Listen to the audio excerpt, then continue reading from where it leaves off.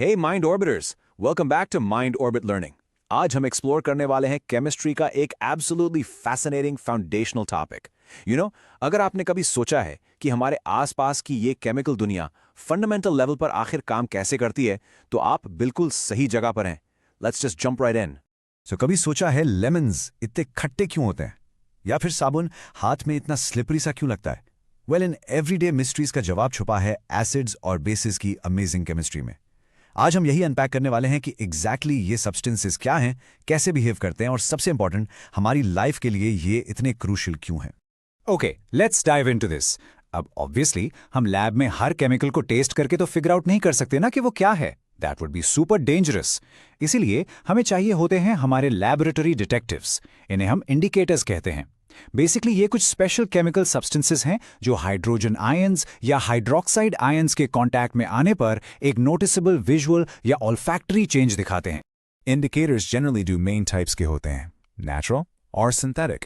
For example litmus, ये lichen से extract होता है और एसिड में रेड और बेस में ब्लू हो जाता है, वेरी क्लासिक। फिर टर्मरिक, जो आपकी किचन में होती है, एसिड में येलो ही रहती है बट बेस में डीप रेडिश ब्राउन बन जाती है। फिर आते हैं हमारे सिंथेटिक इंडिकेटर्स, राइट? जैसे फेनोल्फथालीन, ये एसिड में कंप्लीटली कलरलेस होता है लेकिन बेसिक सोल्यूशन में आते ही ब्राइट पिंक हो जाता है। और मेथिल ऑरेंज, एसिड में रेड से बेस में येलो में शिफ्ट हो जाता है। लेकिन वेट, अगर कलर चेंज ना दिखे तो? वहां आते हैं हमारे ओल्फैक्टरी इंडिकेटर्स। ओल्फैक्टरी मतलब ये स्मेल पर रिलाई करते हैं। अनियन जूस, वनीला एसेंस या क्लोव ऑयल जैसे सब्सटेंसेस की कैरेक्टरिस्टिक स्मेल एक एसिडिक मीडियम में परफेक्टली इंटैक्ट रहती है, बट जैसे ही आप इन्हें बेसिक मीडियम में डालेंगे ना, इनकी स्मेल कंप्लीटली डिसअपियर हो जाती है। ये विजुअली इंपेयर्ड स्टूडेंट्स के लिए लैब में एक इनक्रेडिबली ब्रिलियंट और एसेंशियल टूल है। सो अब जब हमने बेसिक समझ लिए हैं, let's look at the chemical action. It's time to see how acids and bases actually react with other things. सबसे पहले आता है एक क्लासिक और एग्जाम्स के लिए highly testable reaction, acids reacting with an active metal. Just imagine, आप zinc granules को हाइड्रोक्लोरिक एसिड में डालते हैं, आपको तुरंत बबल्स फॉर्म होते हुए दिखेंगे। वो बबल्स हाइड्रोजन गैस के हैं। और इसको प्रूव करने के लिए हम एक फेमस एक्सपेरिमेंट करते हैं जिसे पॉप टेस्ट कहते हैं। अगर आप उन बबल्स को सोप सोल्यूशन में ट्रैप करके एक बर्निंग फ्लेम के पास लाएंगे तो हाइड्रोजन गैस एक बहुत ही डिस्टिंक्ट पॉप साउंड के साथ इग्नाइट होती है। It's actually really cool to watch. Interestingly, strong bases भी certain metals के साथ रिएक्ट करके हाइड्रोजन रिलीज कर सकते हैं। अगर आप जिंक को सोडियम हाइड्रोक्साइड जैसे स्ट्रॉन्ग बेस के साथ मिक्स करके थोड़ा हीट करें, तब भी आपको सेम हाइड्रोजन बबल्स मिलेंगे। लेकिन इस रिएक्शन में जो दूसरा प्रोडक्ट बनता है वो एक कॉम्प्लेक्स सॉल्ट है जिसे सोडियम जिंकेट कहते हैं। ये स्पेसिफिक केमिकल इक्वेशन एग्जाम्स में बार बार आती है, so please make sure to lock that into your memory. और ये ब्रिलियंटली इलस्ट्रेट करता है हमारा एक और vital reaction, acids reacting with metal carbonates. देखिए, जब हाइड्रोक्लोरिक एसिड सोडियम कार्बोनेट से मिलता है तो वो सॉल्ट, वाटर और कार्बन डाइऑक्साइड गैस प्रोड्यूस करता है। अब हम इस कार्बन डाइऑक्साइड को टेस्ट कैसे करें? सिंपल, हम इस गैस को लाइम वाटर से पास करते हैं। अगर कैल्शियम कार्बोनेट फॉर्म होने की वजह से लाइम वाटर मिल्की वाइट हो जाए तो बस हमारे पास CO2 का डेफिनेटिव प्रूफ मिल गया। दोस्तों, एसिड्स और बेसिस का कोर कॉन्सेप्ट एक्चुअली बहुत सिंपल है। जब एसिड और बेस मिलते हैं तो बनता है सॉल्ट और वाटर। इसे हम न्यूट्रलाइजेशन रिएक्शन कहते हैं। Let's see how it works. Acid के हाइड्रोजन आयंस और बेस के हाइड्रोक्साइड आयंस आपस में कंबाइन करके प्योर वाटर बनाते हैं, और जो रिमेनिंग आयंस होते हैं वो मिलकर एक सॉल्ट फॉर्म करते हैं, जैसे हमारा एवरीडे यूज होने वाला common table salt, sodium chloride. Right, so indicators हमें बताते हैं कि कोई चीज एसिड है या बेस, पर कितनी स्ट्रांग है, वहां आता है द पावर ऑफ pH। तो ये pH स्केल बेसिकली एक लॉगैरिथमिक स्केल है जो 0 से 14 तक हाइड्रोजन आयन कॉन्सेंट्रेशन को मेजर करता है।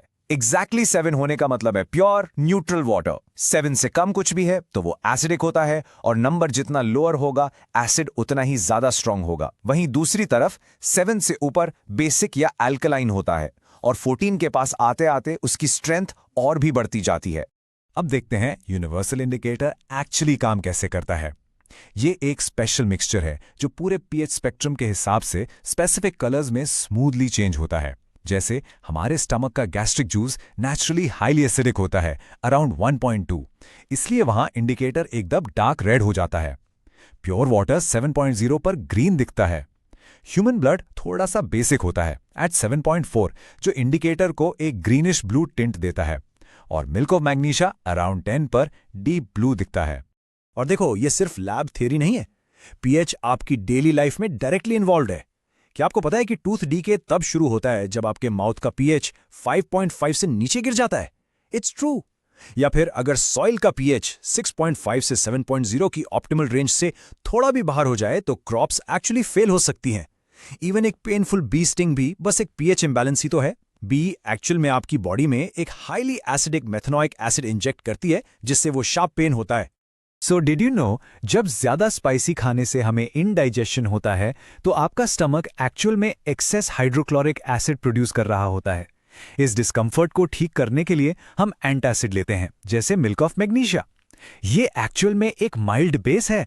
सो आप लिटरली अपने पेन को क्योर करने के लिए अपने ही स्टमक के अंदर एक परफेक्ट न्यूट्रलाइजेशन रिएक्शन परफॉर्म कर रहे होते हैं।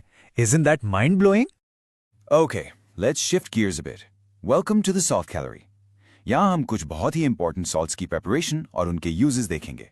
सबसे पहले देखते हैं क्लोर एल्कली प्रोसेस। जब हम कोल्ड कॉन्सेंट्रेटेड सॉल्ट वाटर, जिसे टेक्निकली हम ब्राइन कहते हैं, उसके थ्रू इलेक्ट्रिसिटी रन करते हैं तो वो आपस में डीकंपोज हो जाता है। इस प्रोसेस से कैथोड पर हमारा एल्कली बनता है, यानी sodium hydroxide along with hydrogen gas, और एनोड पर क्लोरीन गैस रिलीज होती है।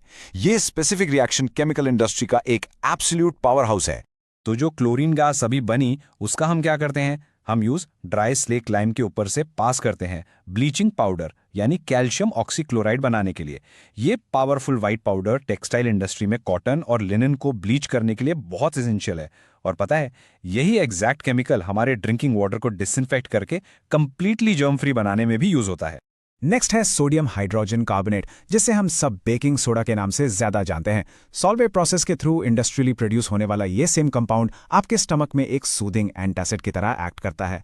पता है, ये सोडा एसिड फायर एक्सटिंग्विशर्स में भी यूज होता है, और जब इसे एक माइल्ड एसिड के साथ मिक्स करके बेकिंग पाउडर बनाया जाता है तो बेक करते टाइम ये कार्बन डाइऑक्साइड गैस रिलीज करता है, जिसकी वजह से आपके फेवरेट बर्थडे केक्स इतने सॉफ्ट और स्पंजी बनते हैं। यहाँ सबसे क्रूशियल पॉइंट है बेकिंग सोडा और हमारे अगले सॉल्ट के बीच का डिफरेंस समझना, वॉशिंग सोडा। जब हम सोडियम कार्बोनेट को एग्जैक्टली 10 मॉलिक्यूल्स ऑफ वाटर के साथ जुड़ने देते हैं, एक प्रोसेस जिसे क्रिस्टलाइजेशन कहते हैं, तो हमें वॉशिंग सोडा मिलता है। ये एक बेसिक सॉल्ट है जो ग्लास, सोप और पेपर इंडस्ट्रीज में एब्सोल्युटली वाइटल है। और सबसे बड़ा यूज, ये वाटर की परमानेंट हार्डनेस को रिमूव करने के लिए यूज होने वाला एकदम की केमिकल है। हमारी सॉल्ट गैलरी का आखिरी स्टॉप है कैल्शियम सल्फेट हेमीहाइड्रेट, जिसे यूनिवर्सली प्लास्टर ऑफ पेरिस कहा जाता है। अब ये बनता कैसे?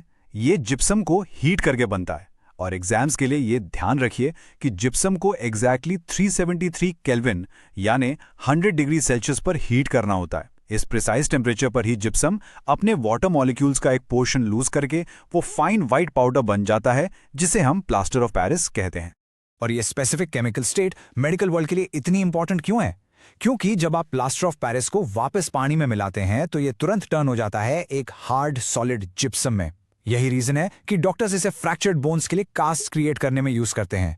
वेट होने पर इसे इजी से मोल्ड किया जा सकता है और फिर ये ड्राई होकर एक रिजिड शेल बन जाता है, जो बोन्स को हील होते टाइम परफेक्टली अपनी जगह पर होल्ड करके रखता है। वाओ, मॉलिक्यूलर वर्ल्ड की क्या इनक्रेडिबल जर्नी थी, राइट? हमने देखा कि इंडिकेटर्स कैसे हमारे केमिकल डिटेक्टिव्स की तरह एक्ट करते हैं। हमने एसिड्स, बेसिस और मेटल्स का एनर्जेटिक एक्शन देखा, जो न्यूट्रलाइजेशन के उस परफेक्ट बैलेंस पर कल्मिनेट हुआ। हमने पीएच स्केल को यूज करके उनकी पावर मेजर की, और फाइनली अपने सॉल्ट गैलरी एक्सप्लोर करके जाना कि ये रिएक्शंस कैसे वो कॉम्प्लेक्स इंडस्ट्रियल केमिकल्स बनाते हैं जिन्हें हम डेली बेसिस पर अपनी लाइफ में यूज करते हैं। तो अब अगली बार अपने आसपास देखिए, एसिड्स, बेसिस और सॉल्ट्स की केमिस्ट्री लिटरली हर जगह है। आपके किचन के डिलिशियस खाने से लेकर आपके बाथरूम के उस स्लिपरी साबुन तक। आपको ये एक्सप्लेनर कैसा लगा? कमेंट में मुझे जरूर बताओ, और सोचो, what chemical reactions are happening around you right now? Don't forget to like and subscribe to Mind Orbit Learning. Keep orbiting, keep learning.